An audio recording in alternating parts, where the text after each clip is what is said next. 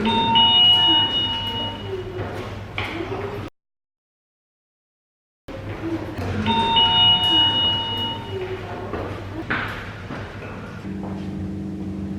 to the end of the 2010s.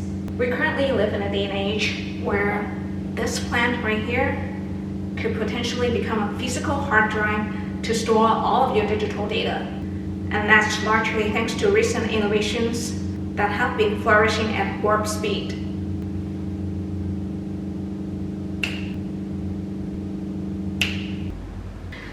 As we are fast approaching the beginning of a new decade, I wanted to do a quick rundown on some cool new technologies that came out over the last 10 years. What I'm about to share is by no means an exhaustive list of everything that was ever invented, because that would take way too long to cover. But instead, I'd like to talk about 7 new technologies that I think are impacting or have the potential to impact our everyday lives quite a bit.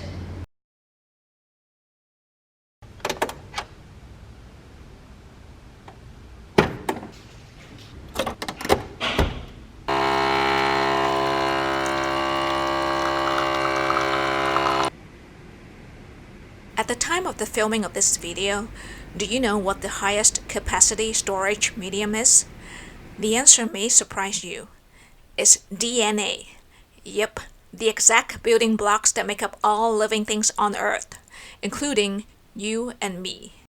A typical leaf weighs about 5 grams, and according to scientists, 3 grams of DNA could store 600 million gigabytes of digital data. How cool is that? So why don't we start our list with the underlying technology that makes it possible? Number 1, automated DNA data storage. If the idea of overwriting the DNA molecules of living things sounds scary to you, don't worry. Scientists have also developed ways to store data in synthetic DNA. So how does that really work? All digital data, including our selfies and cat videos, can ultimately be broken down into zeros and ones. Meanwhile, a DNA strand can be represented by a sequence of 4 letters, A, C, G, and T. So conveniently, we can encode the zeros and ones in regular data and turn them into the A's, C's, G's, and T's in synthetic DNA.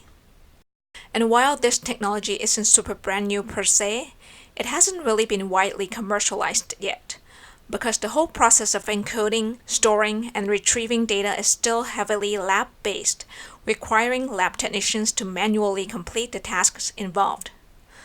That's beginning to change, however, when earlier this year, researchers from the University of Washington and Microsoft developed a fully automated system to get this done. And within the realm of biology, there's another new tech that has become commonplace in our daily lives.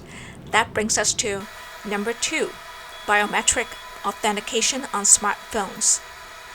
There was a time when we wouldn't worry about locking up access to our cell phones at all. I mean, if someone got a hold of your flip phone back in the days, they would see your call history and people on your contact list, but not much more, because that's what cell phones were mostly used for, making calls. But as mobile phones become smarter and smarter, and as we migrate more and more aspects of our lives onto these devices, including emailing and using social media, the ramifications of our phones falling into the wrong hands, especially unlocked ones, are increasingly egregious. And not long after that, we realized using just passcodes wasn't quite enough either. With new authentication methods like Face ID and Touch ID, unlocking a phone is now a lot like entering a top-secret facility in a sci-fi movie, except we won't set off any alarms if there's a mismatch, or so I hope. While we are on the topic of cell phones, let's get to the next item on my list. Number 3, nano SIM cards. As of 2019, every cell phone uses one, or even more. Downsizing from the shape of a credit card to mini, then micro, the nano-sized SIM came out around 2012 and is pretty much the standard that is used in most of the new smartphones now. Even though SIM cards are getting smaller and smaller, smartphones in general seem to be going the opposite direction. They are getting bigger, at least in terms of screen size. That leaves quite a bit of real estate to pack more powerful parts like chips, high-definition camera lenses, and whatnot. Next up on the list is yet another mobile-related technology, because let's face it, over the last 10 years, mobile phones have become such an essential part of our everyday lives. Some of us don't even own a desktop or laptop computer anymore. But anyway, number 4, 5G networks. Most of us are getting by okay with 4G connections, unless when we are in really crowded places like stadiums and busy train stations. So just how much faster is 5G gonna be? In theory, the download time for a 500 megabyte movie will be less than a second, compared with several seconds over 4G and more than 5 minutes with 3G. In addition to media consumption, smartphones are also significantly changing the way we shop, and not just online, but in person as well. On that note, let's move on to number 5, no checkout shops. The first Amazon Go store opened in Seattle in 2018, and there are now branches in Chicago, New York, and San Francisco. You would scan a QR code to enter the store, and the rest is left up to what Amazon calls just walkout technology. You could just grab anything you need and go, without the hassle of checkout lines. Even though the first Amazon Go is super close to the college I went to, I no longer live in Seattle and have yet to visit the store myself. That being said, it reminds me of a really cool Nespresso branch I stumbled upon in London back in 2016, before Amazon Go even came out. At this store, you could also just grab whatever and however many coffee capsules you need, and they would automatically be detected. Except you do need to complete the checkout process before you could leave. I basically just went through with the process and filmed the whole thing for the novelty of it. Normally, I just order my coffee online and get everything delivered. Sidetracking to online shopping for a bit. While in Hong Kong, I recently came across something that's very similar to Amazon lockers, which, by the way, is also a tech-related service that wasn't around 10 years ago. You would just buy something online and it would get delivered to a locker near you, so you don't need to stand by and wait for your package to arrive.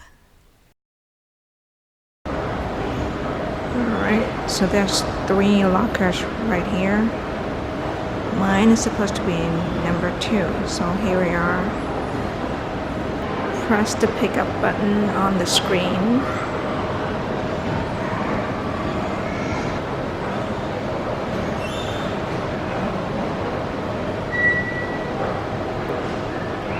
Enter verification code. Should be the 1476400. 476400. Skip this. Alright. This one right here.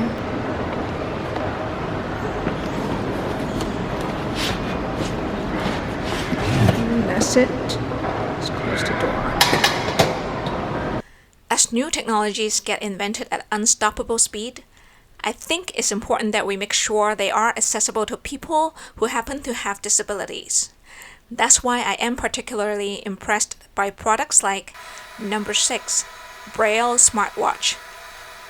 The first Apple Watch was introduced in 2015 and has quickly become something that many people swear by. This company called Dot decided to make a Braille version for users who are visually impaired, or anyone who just wants to brush up on their Braille skills. Another tech vertical that I think has great potential to assist people of all health conditions is number 7, personal robots. Alexa, a virtual assistant AI, was initially released just 5 years ago. And now, there's a company that creates a version of Alexa that can walk around your home autonomously. When the internet started booming, existing laws were struggling to keep up. I feel like we are currently in a similar situation with robots that interact with humans. I think more up-to-date rules definitely need to be put in place to protect our best interest, but not so limiting that they cramp innovation. Now that we've reached the end of the list, I was hoping to throw in a little shameless plug. It's something that I came up with earlier this year and was able to put together a quick demo for an aging tech expo. To give you some background info, one of my life goals is to do research on seeing eye robots to help the visually impaired. Like I've said earlier, I think tech should be inclusive. So throughout 2019, I've experimented with a bunch of projects that will bring me closer to that goal. One such project is listenable labels. To leverage existing tech while I'm just starting out, I've developed an app for Timmy the personal robot. In this demo version, what it does is if you scan any product labels that are supported, it will read relevant information out loud. This is especially helpful for anyone who has trouble reading tiny labels. Hi Kathy, this carton of milk expired 3 days ago, and is no longer safe to consume. Would you like to buy a new carton? Down the line, the plan is for the listenable interface to be platform independent, so you will basically just be able to use it on your smartphone or any other smart devices. It would be even cooler if someday I had a more elaborate version of a seeing eye robot which could have this interface integrated. That means I've got a long way to go. A lot can happen in a decade's time, and I think most of us are probably looking forward to what the next 10 years will bring. And if you're also interested in following my journey in experiencing or even building technologies that will help make the world a better place for all, feel free to subscribe to my new channel.